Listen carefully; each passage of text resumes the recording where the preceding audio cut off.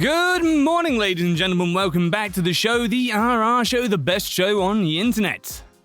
Today, we're taking a little journey through r/ProRevenge. So grab your tea, grab your popcorn, and come with me as we jump in with our first story from Ancient Ice.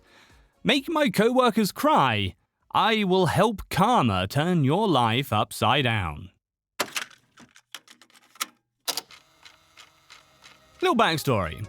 I worked at this hotel for over 2 years and was one of the 2 people left that went through the training when the hotel changed hotel franchises. During this training, we were told about certain rules the company had. Our cast for today: the manager, the front desk manager, and he was only here for about 4 to 6 months at this point. Me, I'm a nice guy, unless you're a bully or an entitled person. And a few others are mentioned as we go through. The story. One afternoon, I was scheduled to work second shift, 3 to 11. I walked in and both AM front desk co-workers looked like they had been massively crying as their makeup was smeared all over the place. My manager was looking quite pissed, so I asked, "Hey, what's wrong?" The manager replied, "Oh, hey, we have this major jerk as a guest. This guy is the highest level on rewards for the hotel chain. He is very demanding, wants free upgrades, free this or that, and screams anytime he has an interaction with the staff. This guy made every department call me complaining about him. Now this guy just came to the desk and screamed at these 2 co-workers until they're both crying." These 2 ladies were fresh high school graduates and were very sweet and innocent people. They loved helping people and did not deserve this treatment. As he's explaining this, I look up this guy's room details. Once my manager finishes explaining everything this guy had done, I see this guy's info and I smiled from ear to ear. "Didn't you see he's an employee from a different hotel?" "Well, yeah, but so what?" I replied, "Well, first off, while you travel as an employee, you're required to behave and be respectful. It's in the fine print on the discount form." I grabbed his form and showed it to the manager. "Failure to be respectful can lead to having your employee discount suspended or permanently revoked, and even get you terminated. You need to call this guy's hotel and ask for the GM, then explain to him who you are and what this guy is doing." I look up the hotel phone number and call the hotel, then handed my manager the phone. After my manager finishes his call with the GM, he has an evil and satisfying smile on his face. His GM is steaming mad after I described all the stuff this guy had done. Main switchboard phone rings. I answered. "Hello, thank you for calling hotel name. How may I direct your call?" "I want to speak to entitled jerk's room, please." I replied, "Absolutely, sir. Have a nice day." Transferred the call while looking at my manager and saying with a sarcastic tone, "Oh, someone wanted to talk to entitled jerk. Gee, I wonder who that could be." Manager continues after he stopped laughing. The GM gave me his personal cell phone number and said if I have any more issues to call him immediately. "I'm leaving the phone number next to the switchboard. If you need it, call him." So I told the manager, "Your revenge is done. Now for my revenge." Manager, wide-eyed, "Oh crap, what are you going to do?" Me, smiling, a very evil smile. "You see, I pick up the phone to make a call." "Hello, Hotel Rewards Customer Service. Yes, I would like to report someone using rewards account while using employee discount on his stay." Customer Service replied, "He can't do that." I replied, "I know. I'm calling to report him." I gave her the guest reservation number and reward member number. I continued, "I bet anything if you dig through this guy's history, you'll find all his stays are probably at employee discount." The customer service said, "I'm starting a ticket to have this guy's account investigated." So I replied, "Thank you," then hung up the phone. The manager watched as I then removed his rewards number from his stay. My manager had a huge grin on his face. "That was awesome," I explained. "Oh, no. I am not quite finished with him yet. It's time to go spread the news to all departments that he's no longer a rewards member." I made a new key for his room, without concierge access. I walked around to every department. As I explained why I was stopping by, everyone had the same reaction as soon as I mentioned the guy's name. "Oh God, now what about this arsehole?" I finished explaining how he was no longer a reward member and if he gives anyone in issues to call front desk immediately, and his GM already tore him a new one just a minute ago. Everyone was so happy at this news. I finally went to the concierge room, used the guest's new key to void his current key. Then I walked into the room and explained the information to the evening concierge. She cringed at the mention of his name. After explaining she would not have to deal with him again, and asked her to leave the morning person a note about the guy not allowed in the concierge room anymore, she was very happy. While I was gone, evidently the manager explained what we did to the 2 a.m. front desk ladies. The minute I got back to the desk, both my front desk co-workers all came up to me and gave me a huge hug and thanked me so many times. Manager to me after the other co-workers went home. "Do me a huge favor, please," I replied. "Sure, what's up?" And he said, "If I ever piss you off, please come tell me so I can fix the issue." Later that night, entitled jerk comes to the desk, hat in hand, politely saying his key doesn't work. I replied, "Oh, really? So sorry about that. Let me make you a new key," in the best fake smile I could muster. The aftermath? Next day, I check his rewards account and it's now suspended. Check back next week. Sorry, account number not found. Okay, swiftly moving on, this next one looks quite juicy. It's from Bigager 2007. Ex cheat on me with her cousin and expected to save face. Oh, I think not.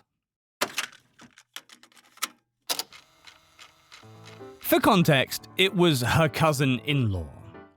Let's start this story by saying this happened 12 years ago. I'm now happily married with 3 children and regret absolutely nothing. I was with my ex for 3 years. I'd noticed that she was being extremely controlling. I was expected to give her every detail of my day and tell her my schedule in advance, and if I deviated from that, she would be very upset. Well, she chalked it up to just bad feelings she was having and shrugged it off as her paranoia for past relationships of infidelity. I had never once cheated or strayed, and I never gave her a reason to act like this. It felt unbecoming of my fiancé to act in such a way. Now, this is where it gets juicy.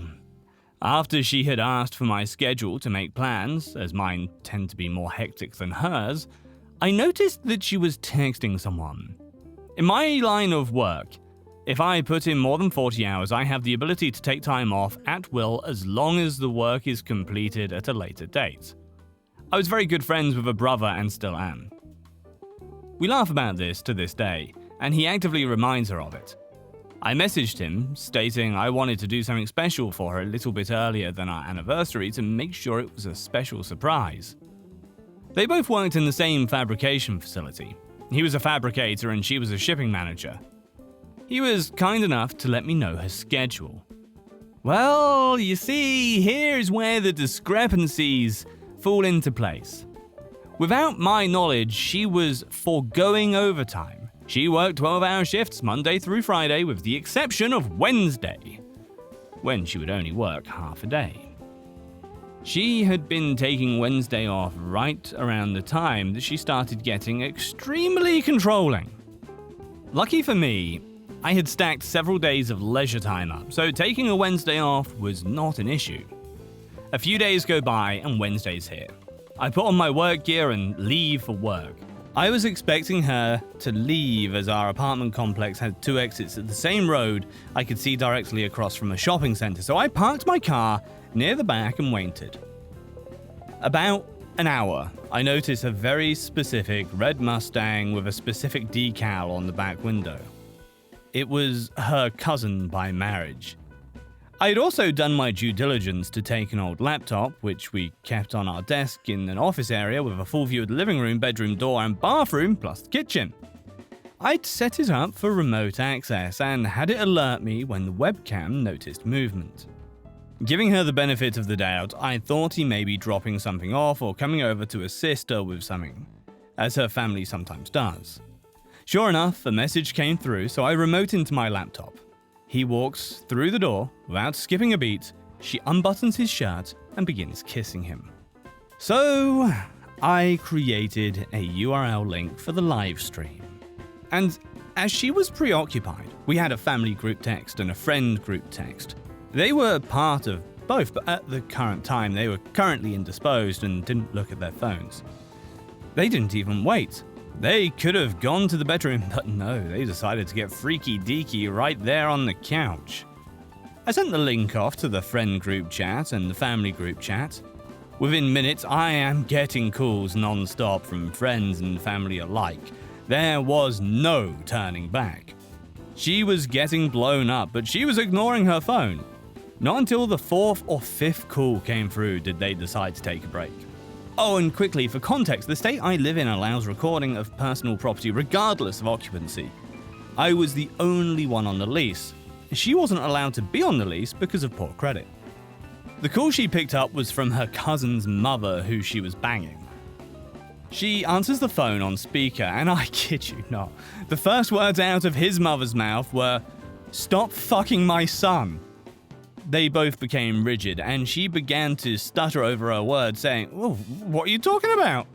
The mother then divulged that there was a live feed of them sent out by me to her family. She grabbed every pillow off the couch and covered herself up. The cousin staggered off, trying to put on his pants and shoes, just to trip himself up and bang his head on my coffee table, leaving it with a big divot. By this time, I'd made my way to the front of the apartment complex. I was there to greet the adulterers as he came out of the front exit. He froze and began to cry, apologizing profusely. I'm not gonna lie, what happened afterwards wasn't my best moment, and I nearly got into legal trouble if it weren't for the fact that he was trespassing on private property. Let's just say I had a cast for 6 weeks and he wasn't in any family photos for a month. I went up to the apartment where she was now fully clothed and crying inconsolably. I asked her if it was snot or cum on her face. Then I told her not to answer because it didn't matter anyway. I gave her 1 hour to remove all her belongings, as again, everything in the apartment was mine except for clothes, some makeup and a few kitchen utensils. Her mother would not let her move in and she was just filled with embarrassment. Same for her brothers, and the cousin's mother kicked her son out. Rumors spread around town very quickly, and for lack of better words, she was untouchable. Next story is from Don't Give Up the Shoe. Lying and using people. I got you. This one needs background to fully understand why I went out of my way for this revenge. My best friend was married for 10 years, with his ex for a total of 13 years. He was absolutely head over heels in love with her like I had never seen before, which I never understood due to her alcohol abuse. She would take it out on him, and when he'd be venting about it, he'd always fall back on, "Oh, it's not her, it's her illness." A very respectful and admirable stance on it. Last year, she asked for a divorce because after years of what I would call abuse, he'd simply ran out of gas. Her reasoning for asking for one? When she got fired for testing positive for weed, he wasn't empathetic enough. He admits he wasn't because it had come on the back of one of her drunken tirades where she told him he was a piece of shit who was always trying to control her. When all he ever tried to do was get her away from booze for the way she treated him when she was drunk. It took him forever to move on from this, with the divorce following shortly after. And earlier this year, after thinking he was moving on, he calls me to come over, and he's in a bad way. I arrived, and he is absolutely full down level of drunk, going on that she didn't ask for a divorce for those reasons, that she'd really been cheating with several other people. The next morning, when he's more coherent, I ask him how he knew. Well, he was cleaning out the spare room and selling or donating stuff he didn't need anymore. And when he went to clear out an old tablet, she was still logged in, and all of the evidence was there. He gets that out and says he's going back to bed and asks me to lock up when I leave. Before I left, I looked at the tablet. After seeing what I saw, I wanted to find a way to get even with that horrible and conniving woman. So I took some pictures of it and left. When I got home, I started looking up information about these people. 2 of them were just normal guys. Whether they knew she was married or not, I don't know. But the third comes up as a registered sex offender, still on probation for being such a disgusting pile of shit, an address listed as 123 Lane City State, blah blah blah. Chomo knew that she was married. I immediately knew what I was going to do. Jomo didn't live at 123 Lane, Jomo was living with the conniving ex. She made regular posts about their time together. On top of that, she is an avid weed user and has several firearms because she enjoys sport shooting.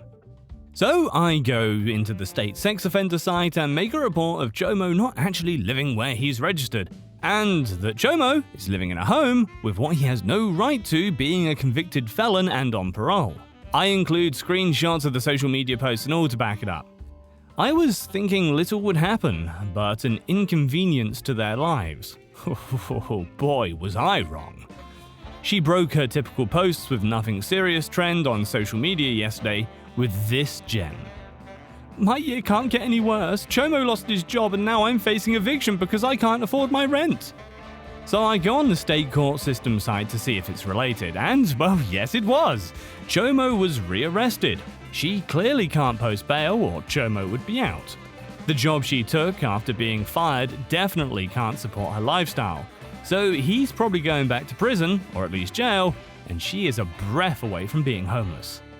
I don't know if I'd ever tell my best friend I was the one behind this, but he is definitely ecstatic to see a horrible woman and sewer rat get what they deserve. Part of me wants to put up the sex offender registration link and that it's sitting in jail and say something to the effect of, it's a little more than losing a job.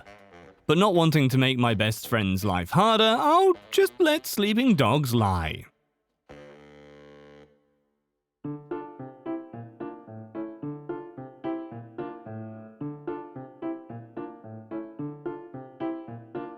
Well guys, thank you so much for listening. I'm glad you were here for this one. Please make sure you are following the show, and if you've got a second, tickle us with a little review. It's coming up to Christmas after all. It's a big help and I really appreciate it. Until next time guys, peace out, take care.